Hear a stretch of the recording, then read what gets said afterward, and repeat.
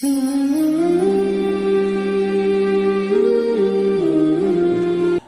اللہ الرحمن الرحیم قال رسول اللہ صلی اللہ علیہ وسلم التائب من الذنب کمن لا ذنب له او کما قال۔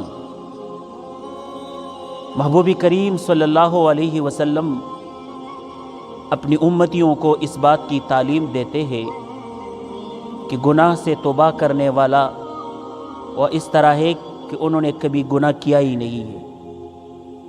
توبے کا مطلب اور مقصد یہ ہے کہ بندہ خفا ہو جائے، اپنی گناہوں پر نادم ہو جائے، انہوں نے جو اللہ کی ناراضگی کا ارتکاب کیا ہے اس بات پر اپنی آپ کو خفا کر دے، اپنی ضمیر کو ملامت کر دے، اس کو توبہ کہتے ہیں۔ اور آنے والے وقت میں، فیوچر میں اس گناہ کا ارتکاب نہ کرنے کا عزم کرے، اس کو توبہ کہتے ہیں۔ اور جب بندہ توبہ سچے دل سے وہ اللہ کی طرف رجوع کرتا ہے، توبہ کرتا ہے، اس سے بڑا آدمی، اس سے بڑا بندہ کوئی نہیں ہو سکتا مخلوق میں۔ علماء کرام تائب کو، توبہ کرنے والے کو بڑا آدمی قرار پاتے ہیں، اور اس کی ضمن میں حدیث کے میدان میں ایک محدث امام حسن بصری رحمۃ اللہ تعالی علیہ کے متعلق آتا ہے کہ اس کے گھر میں ایک بار ایک عورت آئی۔ وہ عورت اس کی شاگرد بھی تھی اور مرید بھی تھی، لیکن اس کا ایک بیٹا تھا، لیکن وہ نافرمان تھا، وہ گناہوں میں اور کباب اور شباب میں اور اپنی زندگی عیاشی اور عباشی میں گزر دیتا تھا۔ ماں بہت نصیحت کرتی تھی، بیٹا اللہ کو ناراض نہ کرنا، یہ زندگی اللہ کی دی ہوئی ہے، یہ زندگی ابسیات کے لیے نہیں ہے، یہ اللہ کی عبادت کے لیے ہے، بیٹا ایسا نہ کرنا۔ لیکن بیٹا جوانی میں تھا اور جوانی کے امنگ اور ترنگ میں تھا، تو وہ ماں کی بات کی طرف اتنا ترجیح نہیں دیتا تھا۔ ماں کبھی کبھار اپنے بیٹے کو حضرت شیخ حسن بصری رحمۃ اللہ علیہ کی طرف بھی اس کو کبھی کبھی لے آتی تھی۔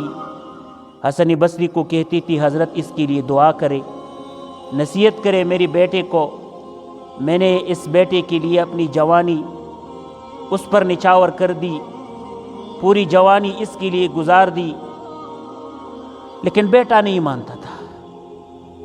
ایک ٹائم آیا، بیٹا بیمار ہو گیا، کیونکہ جب بندہ گناہ کرتا ہے، آخر اللہ اس کو پکڑتا ہے، اور اللہ کی پکڑ بہت مضبوط ہے۔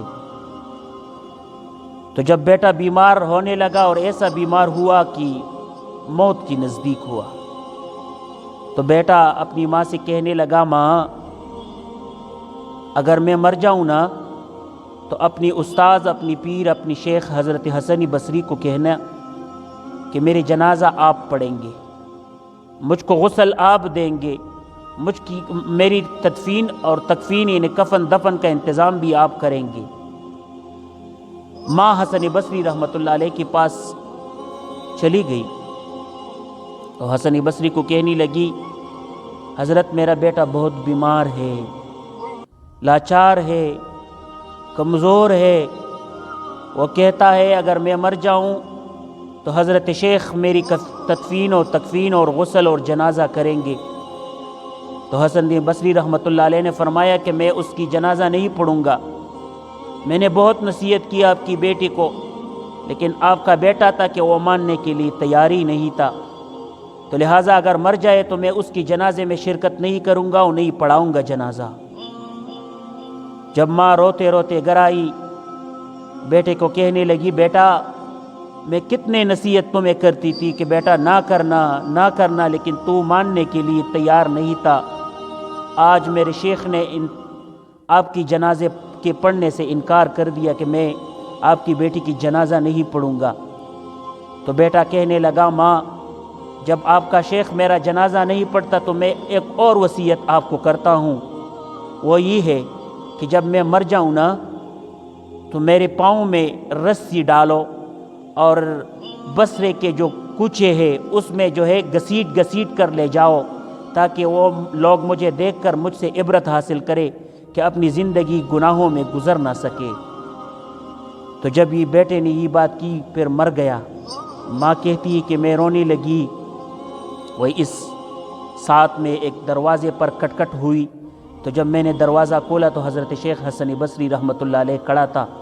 انہوں نے کہا کہ آپ ذرا اندر جائیے، میں نے اپنے شاگرد بھی اپنے ساتھ لے آئے ہیں اور میں آپ کی بیٹی کی غسل بھی کروں گا اور تکفین بھی کرواؤں گا اور دفن کا انتظام بھی میں کرواؤں گا اور جنازہ بھی میں پڑھاؤں گا۔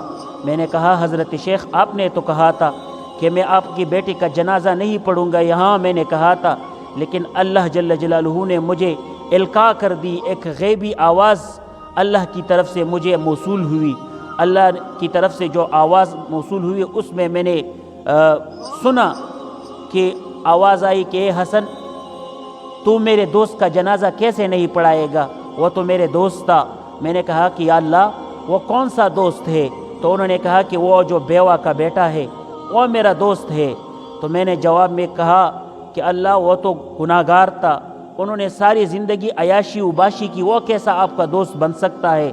تو اللہ نے جواب میں فرمایا کہ اے حسن انہوں نے آج مجھ سے صلح کی، آج مجھ سے جو ہے نا اپنی جو شکایات ہے جو اختلاف ہے اس سے دور کیا، میں نے اپنا دوست بنا لیا۔ میں آپ کو حکم دیتا ہوں، آپ کو یہ کہتا ہوں کہ اس کی جنازہ بھی آپ پڑھیں گے، اس کی غسل بھی آپ کریں گے اور اس کی تدفین و تکفین بھی آپ کروائیں گے۔ اس سے ہمیں یہ پتہ چلتا ہے کہ انسان اگر سدھر جائے، اپنی زندگی میں انقلاب برپا کر دے، سو زندگی بدل جائے گی، اور جب زندگی بدلیں گی تو یقیناً دنیا اور آخرت کی کامیابی ہماری مقدر بن جائے گی۔ یوزر آپ اس ویڈیو کو دیکھیے بھی اور لائک بھی کر دیجئے، شیئر بھی کر دیجئے، کمنٹس بھی کر دیجئے اور آگے بھی لوگوں تک پہنچائیے تاکہ یہ صدقہ جاریہ ہے۔ کوئی بھی اگر فائدہ اس سے حاصل کر سکا تو یہ دنیا اور آخرت کی کامیابی ہے ہماری۔ وما علیہ الا البلاغ۔